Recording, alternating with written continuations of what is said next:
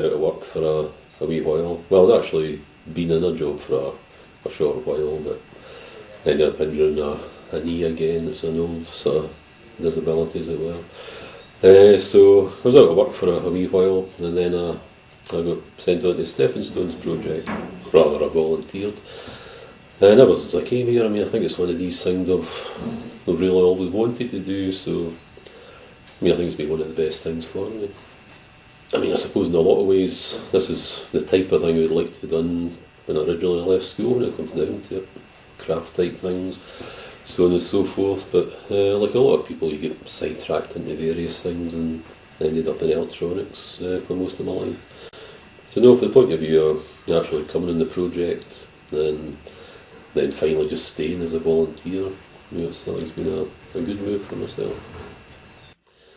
The training involved quite a lot of different things. I mean, it was to do with, I mean, woodland management, craft skills, you know, wood turning and so on and so forth. And it covered quite a wide range. So, to the point of view of that, I mean, I think the knowledge it gives you in the first place, I mean, I think that's, well, leading on to different things. You tend to look at things a different way. I mean, for a start, the woodworking, turning wood and so on and so forth, actually being able to make things, and I think you look at things a different way, as in, instead of buying things, you've got a habit of making things now, which is quite good in the house. You know, things in the house, you think you need something, just make it. I think confidence-wise, I mean, that maybe follows on from that as well. Because in the past you might have thought of doing things, but now I think you've got the skills to actually do them. I think also the social aspect, you're just getting out of the house and meeting people and interacting with people again, I think that helps a great deal as well. This one, it's you get a certificate at the end of the course. I mean, the one I was on initially, that was actually cut short due to funding. So you get a certificate at the end of it, and as I said, from the time it's cut short, we just carried on as normal, I suppose, in a lot of ways. So, but I'm actually just starting to go self-employed with the woodwork. That's something I suppose I originally hoped would happen, if you can go on to actually do something with the skills you acquire. I think there's been a few agencies involved anyway. The people at the Job Centre, you get an advisor there, and they've been very good indeed. Also the Shirley project with Harry Gillespie, I mean, he's been fantastic. He's given a lot of help. And from the point of view of setting up, you know, as being self-employed, I mean, he's done a huge amount, really has been tremendous. And also from the point of view of getting funding, Harry's helped to secure funding as well for tools and so on and so forth, you know, just to get set up. So I think those are the main ones that have been involved.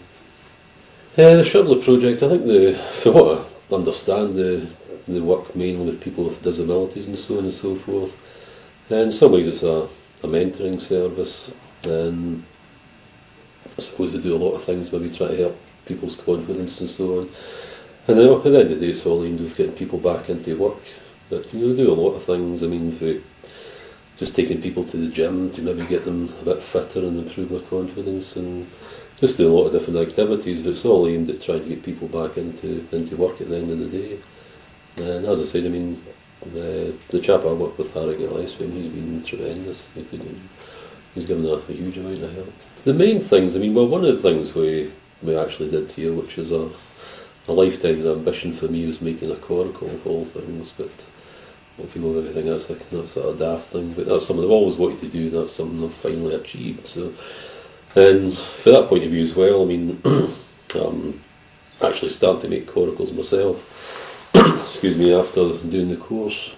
So that's another thing that might lead on to, you know, some sort of business venture.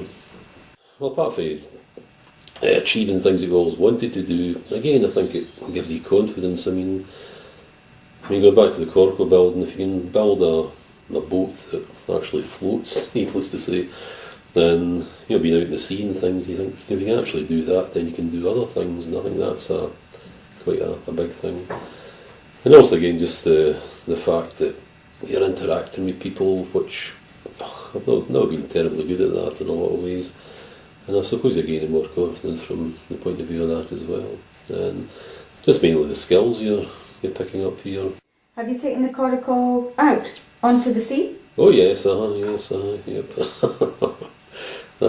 You don't get many volunteers when you offer people a shot in it, right enough. But, well, the business is going to be woodworking, various types of things, mainly smaller items, varying for domestic things like spoons and so on and so forth. But the way I look at it, I mean, people use day-to-day things, whether it be a teaspoon or other sort of utensils, and you just use them and forget them. But why not use something you handle and it gives you a bit of pleasure. I notice that with a lot of people, if you show them things you've actually made, the first thing they do is they pick them up and they feel them and so on. And I think that's maybe something that can, maybe sounds a bit kind of arty, maybe bring something to people's life a bit. And do you always work here at the log building, or have you got a workshop at home? It's mainly here at the log building. Some of the smaller things you can sort of finish at home, the hand finishing and so on. But most of the stuff is actually the log building, and hopefully the bit we're actually making now, the secure working area, that'll mean you can leave everything out, and if we do that, that'll make a huge difference. Instead of having to put things away every night, you can just leave things set up, and you can just work more efficiently, I suppose, as well. So that'll be good. What is the project that you're doing? You're building a wall around the barn.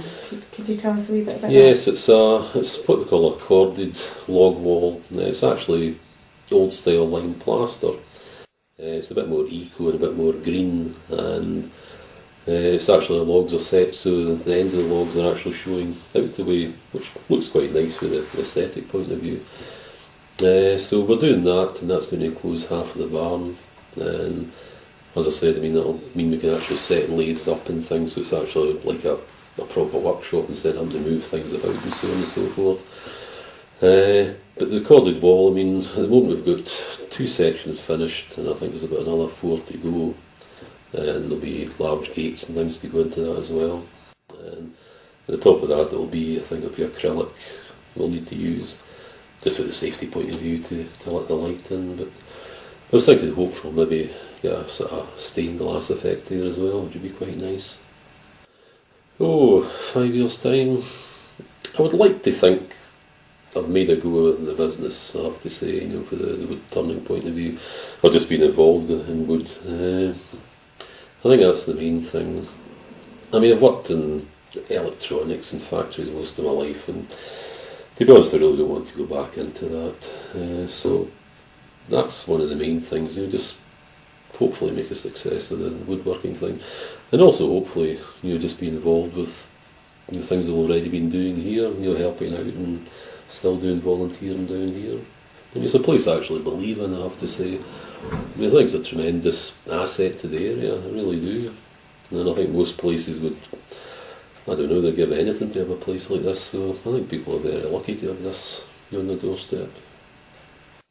I'm not honestly sure. I mean, I think it's got huge potential. I mean, it's just actually achieving that. I mean, there's so many things that could be done here. But where I'll actually be in 5 years' time, I really don't know.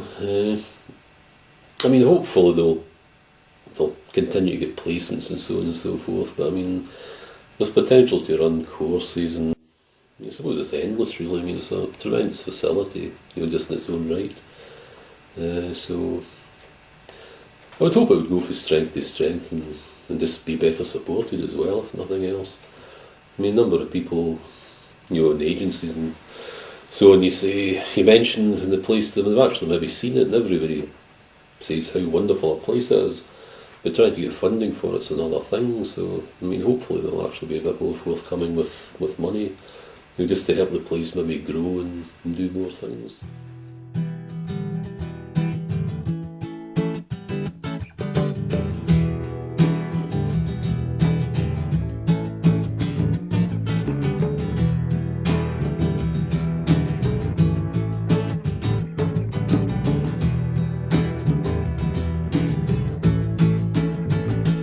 I said, hey, hey, hey, whoa, whoa, yeah. I said, hey.